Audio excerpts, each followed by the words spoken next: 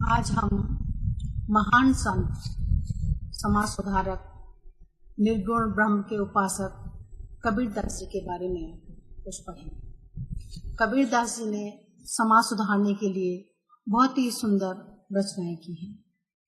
आप सभी उनके बारे में जानते हैं कि कबीर बिना पढ़े लिखे थे, लेकिन उनकी रचनाएं इतनी तत्व ज्ञान से भरी हुई हैं कि उन्हें बिना पढ़े, बिना समझाए समझना भी मुश्किल होता है।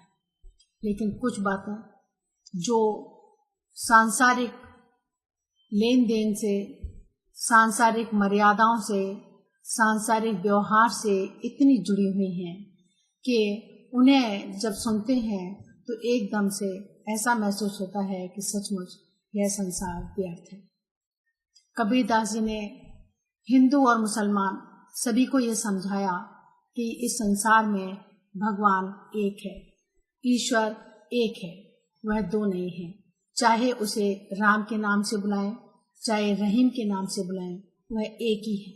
न सिर्फ उन्होंने हिंदू और मुसलमानों को एक करने की बात की, बल्कि समाज को सुधारने की, समाज में तत्व ज्ञान फैलाने की कि यह संसार कितना मिथ्या है, इसके बारे में भी उन्होंने रचनाएं की।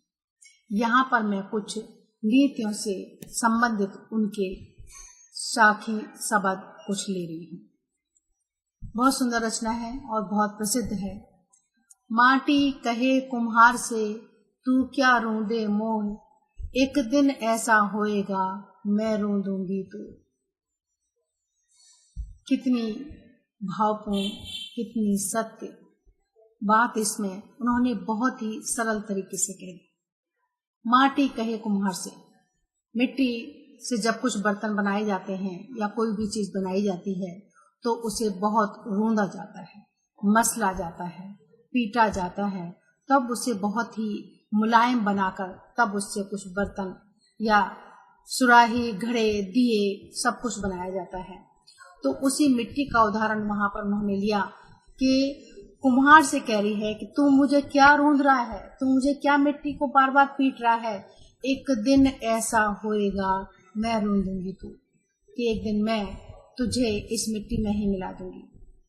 संसार जानता है कि शरीर जब शव बन जाता है तो उसे मिट्टी में ही मिलना होता है, चाहे वह जलकर मिले और चाहे वो जमीन में गड़कर मिलना उसे मिट्टी में ही होता है।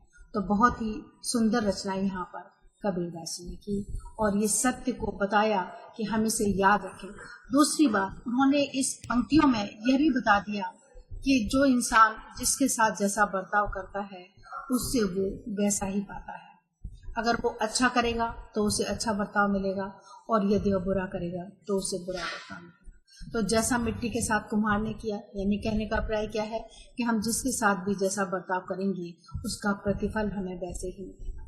साथ ही उन्होंने सांसारिक बात को भी बताया कि इस शरीर को एक दिन इसी मिट्टी में मिल जाना है।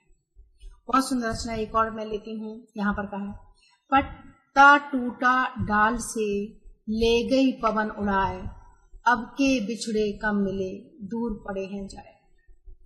यह संसार कितना नीरस है, कितना निरर्थक है, कितना हम इसमें रहते भी हैं, संबंध बनाते भी हैं, लेकिन उन संबंधों का मूल्य कैसा होता है वह यहाँ पर उन्होंने स्पष्ट किया कि पत्ता टूटा डाल से।